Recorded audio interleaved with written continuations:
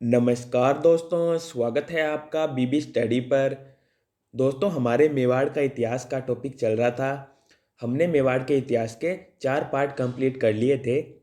दोस्तों, आज हमारी 5वीं क्लास है।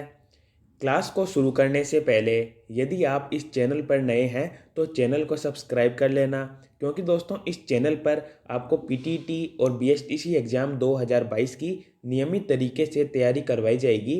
इसके अलावा जब भी कोई नया अपडेट आएगा तो आपको सूचित किया जाएगा। तो दोस्तों, क्लास को शुरू करते हैं। 61वां क्वेश्चन है, मेवाड़ महाराणा अमर सिंह के समय हुई मेवाड़ मुगल संधि के बाद मेवाड़ के किस शासक के समय पुनः मुगलों का प्रतिरोध शुरू हो गया था?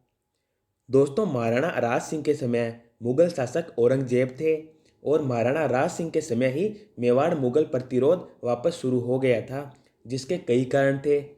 दोस्तों, औरंगजेब ने जजिया कर लगा दिया था, जिसका महाराणा राज सिंह ने विरोध किया था। इसके अलावा औरंगजेब ने मंदिरों को तुड़वाने का आदेश दे दिया था, इसका भी महाराणा राज सिंह ने विरोध किया था।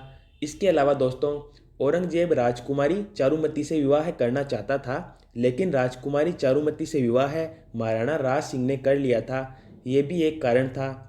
दोस्तों, इन सभी कारणों के कारण महाराणा राज सिंह और औरंगजेब एक दूसरे के विरुद्ध हो गए थे। तो आपके इस क्वेश्चन का आंसर हो जाएगा 4, महाराणा राज सिंह। दोस्तों, आपको क्लियर हुआ होगा। चलते हैं अगले क्वेश्चन की ओर। 62वां क्वेश्चन, पिछोला झील में जगत निवास महल का निर्माण किस मेवाड़ शासक ने करवाया था? दोस्तों, महाराणा जगत सिंह द्वितीय ने पिछोला झील में जगत निवास महल का निर्माण करवाया था। इसके अलावा दोस्तों बात करें तो महाराणा जगत सिंह द्वितीय के काल में ही मराठों का पहली बार आक्रमण हुआ था। इसके अलावा दोस्तों बात करें तो कर्नल जेम्स टोड ने महाराणा जगत सिंह द्वितीय को मेवाड़ का अयोग्य शासक कहा है। दोस्तों, महाराणा जगत सिंह द्वितीय ने हुड़ा सम्मेलन की अध्यक्षता भी की थी। तो आप ये सभी याद कर लेना। तो इस क्वेश्चन का राइट आंसर हो जाएगा 3, महाराणा जगत सिंह द्वितीय।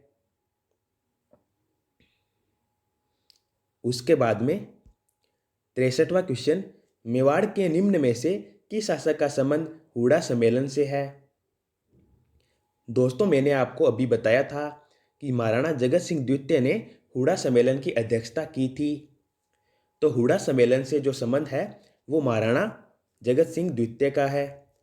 तो आपका चौथा ऑप्शन करेक्ट हो जाएगा। आंसर हो जाएगा 4, महाराणा जगत सिंह द्वितीय। उसके बाद में 64वां क्वेश्चन, चित्तौड़ के सिसोदिया वंश के दिए गए वंश वृक्ष को ध्यान से देखिए।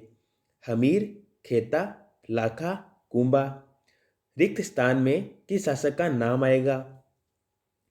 दोस्तों, राणा हमीर ने 1326 में वापस मेवाड़ पर अधिकार कर लिया था। हमीर के बाद में मेवाड़ के शासक बने थे खेता या राणा क्षेत्र सिंह। उसके बाद में राणा लाखा बने थे। उसके बाद में दोस्तों राणा मोकल मेवाड़ के शासक बने थे और उसके बाद में राणा कुंभा बने थे। तो रिक्त स्थान के अंदर राणा मोकल आएंगे, क्योंकि राणा मोकल राणा लाखा के बेटे थे और राणा कुंभा के पिता थे। तो आपको क्लियर हुआ होगा। दोस्तों, इसके अलावा बात करें तो कुंभा के बेटे थे रायमल और रायमल के बेटे थे राणा सांगा। और दोस्तों, चूड़ा है ये मोकल के भाई थे, यानी राणा लाखा के बेटे थे। तो आपको क्लियर हुआ होगा। तो इस क्वेश्चन का राइट आंसर हो जाएगा 2, मोकल। उसके बाद में 65वां क्वेश्चन, मेवाड़ का निम्न में से कौन सा शासक अकबर के समकालीन था? 1, महाराणा प्रताप, 2, उदय सिंह, 3, अमर सिंह, 4, उक्त सभी। दोस्तों, महाराणा प्रताप, उदय सिंह और अमर सिंह तीनों ही अकबर के समकालीन थे। यानी दोस्तों आपका चौथा ऑप्शन राइट आंसर हो जाएगा। दोस्तों, उदय सिंह के बेटे थे महाराणा प्रताप और महाराणा प्रताप के बेटे थे अमर सिंह द्वितीय। तो आपको समझ में आया होगा, तीनों ही अकबर के समकालीन थे। उसके बाद में 66वां क्वेश्चन, निम्न में से किस वर्ष के आसपास चूड़ा सिसोदिया के नेतृत्व में मेवाड़ की सेना ने मंडोर के किले पर अपना अधिकार कर लिया था? दोस्तों, महाराणा मोकल के बाद में महाराणा कुंभा मेवाड़ के अगले राजा बने थे, लेकिन जब वो राजा बने थे तो उनकी उम्र कम थी।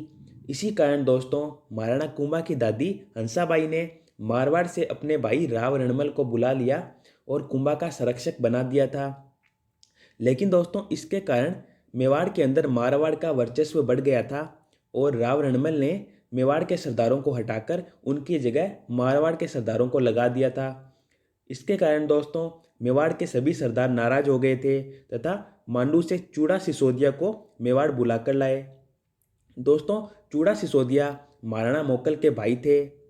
तो उसके बाद में महाराणा कुंभा और चूड़ा सिसोदिया ने मिलकर दासी बारमली की सहायता से चित्तौड़गढ़ दुर्ग में 1436 ईस्वी में राव रणमल की हत्या कर दी थी।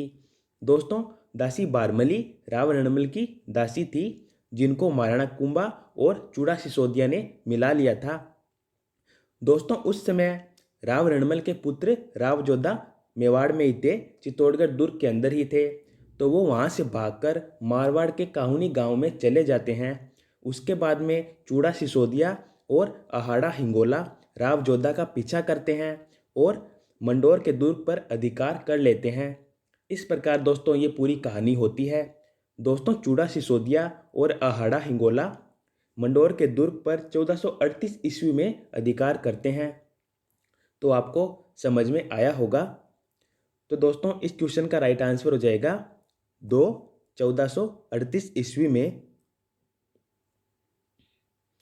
चलते हैं अगले क्वेश्चन की ओर। 67वां क्वेश्चन, निम्न में से किस युद्ध में महाराणा सांगा पराजित हुए थे? दोस्तों, खातौली का युद्ध इब्राहिम लोदी के साथ हुआ था, जिसमें सांगा विजय रहे थे। इसके अलावा दोस्तों, गागरोन का युद्ध है, वो दोस्तों मालवा और गुजरात की संयुक्त सेना के साथ में हुआ था। इसमें भी महाराणा सांगा विजय हुए थे। लेकिन दोस्तों, खानवा का युद्ध बाबर के साथ हुआ था, जिसमें महाराणा सांगा पराजित हुए थे। तो इस क्वेश्चन का राइट आंसर हो जाएगा 2 खानवा का युद्ध। उसके बाद में 68वां क्वेश्चन, राजस्थान का वह अंतिम शासक कौन था जिसके नेतृत्व में भारत से विदेशी आक्रांताओं को बाहर खदेड़ने हेतु सभी राजपूत शासक एवं सरदार सम्मिलित रूप से युद्ध में इकट्ठे हुए थे? दोस्तों, महाराणा सांगा और बाबर के मध्य खानवा का युद्ध 1527 ईस्वी में हुआ था। और दोस्तों, इस युद्ध के अंदर राजस्थान के सभी राजपूत शासक बाबर के विरुद्ध हुए थे तथा महाराणा सांगा के साथ में हुए थे। दोस्तों, खानवा के युद्ध में महाराणा सांगा ने नेतृत्व किया था। इसी कारण महाराणा सांगा को अंतिम हिंदू राजपूत सम्राट कहा जाता है। दोस्तों, सभी राजपूत शासकों का महाराणा सांगा ने नेतृत्व किया था और सभी राजपूत शासक इस युद्ध के अंदर महाराणा सांगा के साथ में हुए थे। तो दोस्तों, इस क्वेश्चन का राइट आंसर हो जाएगा 3 राणा सांगा। आपको क्लियर हुआ होगा। उसके बाद में 69वां क्वेश्चन, खानवा के युद्ध का मुख्य परिणाम क्या था? 1 भारत में मुगल शासन स्थायी हो गया था। 2 मेवाड़ पर मुगल शासन कायम हो गया था। 3 अधिकांश राजपूत शासकों ने मुगल आधिपत्य स्वीकार कर लिया था। 4 उक्त सभी। दोस्तों, मेवाड़ पर मुगल शासन कायम हो गया था, ये गलत है, क्योंकि मेवाड़ पर तो महाराणा सांगा का ही अधिकार था। इसके अलावा अधिकांश राजपूत शासकों ने मुगल आधिपत्य स्वीकार कर लिया था, ये भी गलत है। दोस्तों, महाराणा सांगा तो युद्ध के बाद में भी बाबर के खिलाफ थे और महाराणा सांगा के अलावा और भी बहुत से राजपूत शासक थे जो बाबर के विरुद्ध थे। तो दोस्तों, आपका ऑप्शन नंबर 1 आपका आंसर हो जाएगा। भारत में मुगल शासन स्थायी हो गया था, क्योंकि दोस्तों उससे पहले बाबर भारत में नहीं रहते थे, वो अफगानिस्तान के पास रहते थे। तो खानवा के युद्ध के बाद में बाबर ने भारत के अंदर शासन करना प्रारंभ कर दिया था और दिल्ली पर अधिकार कर लिया था। इस प्रकार दोस्तों, आपका ऑप्शन नंबर 1 आपका आंसर हो जाएगा। भारत में मुगल शासन स्थायी हो गया था। तो आपको क्लियर हुआ होगा। उसके बाद में 70वां क्वेश्चन, हल्दी घाटी के युद्ध में महाराणा प्रताप के घायल होने के बाद उन्हें रण क्षेत्र से बाहर निकालने पर किसने महाराणा प्रताप का स्थान लिया था? दोस्तों, हल्दी घाटी के युद्ध में जब महाराणा प्रताप घायल होने के बाद में युद्ध से बाहर गए थे तो महाराणा प्रताप का स्थान झालाबिद्दा ने लिया था। उन्होंने महाराणा प्रताप का मुकुट धारण किया था और महाराणा प्रताप की जगह युद्ध का नेतृत्व किया था। तो दोस्तों, आपका ऑप्शन नंबर 2 आपका राइट आंसर हो जाएगा। इसके अलावा दोस्तों, शक्ति सिंह महाराणा प्रताप के छोटे भाई है। दोस्तों, महाराणा प्रताप के पिता का नाम राणा उदय सिंह है और माता का नाम जयवंता बाई है। उसके बाद में 71वां क्वेश्चन, मेवाड़ के इतिहास में राजमहलों की प्रथम क्रांति किसे कहा गया है? एक, महाराणा उदय सिंह की मृत्यु के बाद उनके द्वारा बनाए गए उत्तराधिकारी जगमाल सिंह के विरुद्ध जाकर प्रमुख सरदारों द्वारा महाराणा प्रताप को राज्य सिंहासन पर बैठाना। 2, महाराणा प्रताप के भाई शक्ति सिंह द्वारा प्रताप के विरुद्ध जाकर अकबर से मिल जाना। 3, भक्त शिरोमणि मीरा द्वारा राजमहलों के नियम कायदों का उल्लंघन कर कृष्ण भक्ति में लीन होना। 4, उक्त कोई नहीं। दोस्तों, महाराणा उदय सिंह का जब अंतिम संस्कार हो रहा था तो उस समय महाराणा प्रताप, शक्ति सिंह और सभी राजपूत महाराणा उदय सिंह के अंतिम संस्कार में शामिल थे। लेकिन जब अंतिम संस्कार चल रहा था तब धीर भाई भटियानी ने कुछ सरदारों को अपने अधीन करके जगमाल का राज्याभिषेक कर दिया था। लेकिन दोस्तों, मेवाड़ के प्रमुख सरदारों ने जगमाल को हटाकर महाराणा प्रताप को राजा घोषित कर दिया था। इसी को ही दोस्तों मेवाड़ के इतिहास में राजमहलों की क्रांति कहा जाता है। तो आपको समझ में आया होगा। आपका ऑप्शन नंबर 1 आपका आंसर हो जाएगा। उसके बाद में 72वां क्वेश्चन, मेवाड़ के वीर सेनापति जयमल एवं पत्ता किस युद्ध में शहीद हुए थे? दोस्तों, 1567 के अंदर मेवाड़ के राजा राणा उदय सिंह थे और 1567 के अंदर अकबर और उदय सिंह के मध्य युद्ध हुआ था। लेकिन दोस्तों, युद्ध से पहले ही राणा उदय सिंह अपने परिवार को लेकर पहाड़ों पर चले गए थे और युद्ध का कार्यभार जयमल मेड़तिया और फत्ता सिसोदिया को संभला दिया था। दोस्तों, जयमल मेड़तिया और फत्ता सिसोदिया ने युद्ध का नेतृत्व किया था और इसी युद्ध में ये दोनों शहीद हो गए थे। तो आपको क्लियर हुआ होगा। आपका ऑप्शन नंबर 1 आपका राइट आंसर हो जाएगा। 1567 के अंदर अकबर और उदय सिंह के मध्य जो युद्ध हुआ था उसमें जयमल मेड़तिया और फत्ता सिसोदिया शहीद हो गए थे। उसके बाद में 73वां क्वेश्चन, मेवाड़ महाराणा उदय सिंह ने किस वर्ष चित्तौड़ दुर्ग पर अपना शासन स्थापित किया था? दोस्तों, दासीपुत्र बनवीर ने महाराणा विक्रमादित्य की हत्या 1536 ईस्वी में कर दी थी। उसके बाद में पन्नादाई ने अपने पुत्र चंदन की बलि देकर महाराणा उदय सिंह को कुंभलगढ़ दुर्ग तक पहुंचाया था। दोस्तों, महाराणा उदय सिंह का प्रथम राज्याभिषेक 1536 ईस्वी के अंदर कुंभलगढ़ दुर्ग के अंदर किया गया था।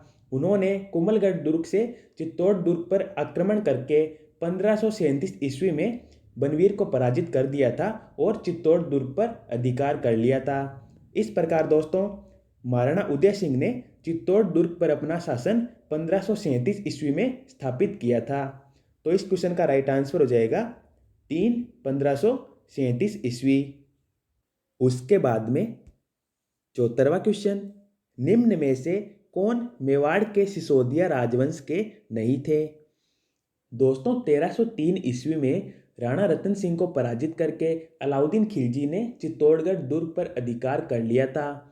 उसके बाद में दोस्तों, हमीर ने चित्तौड़गढ़ दुर्ग प्राप्त करने के लिए सिसोदा गांव से संघर्ष प्रारंभ किया तथा 1326 ईस्वी में बनवीर सोनगरा को मारकर चित्तौड़गढ़ दुर्ग पर अधिकार कर लिया था।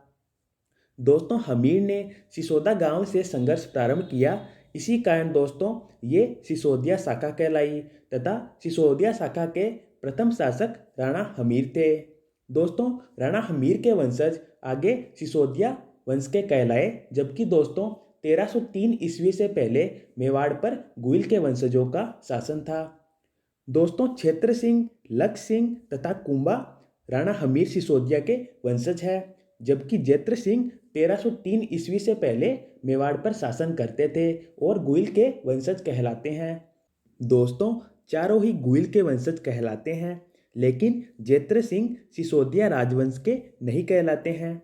इस प्रकार दोस्तों इस क्वेश्चन का राइट आंसर हो जाएगा 2 जैत्र सिंह। तो दोस्तों आपको क्लियर हुआ होगा। उसके बाद में 75वां क्वेश्चन, मेवाड़ के किस शासक ने राजसमंद झील का निर्माण करवाया था? दोस्तों महाराणा राज सिंह ने राजसमंद झील का निर्माण करवाया था। तो आपका ऑप्शन नंबर 4 आपका आंसर हो जाएगा। तो दोस्तों आज के वीडियो में इतना ही। आशा करता हूँ आपको सारे क्वेश्चन अच्छे से समझ में आए होंगे। यदि आपको ये वीडियो यूजफुल लगा है तो वीडियो को लाइक करना तथा चैनल को सब्सक्राइब कर लेना। धन्यवाद दोस्तों।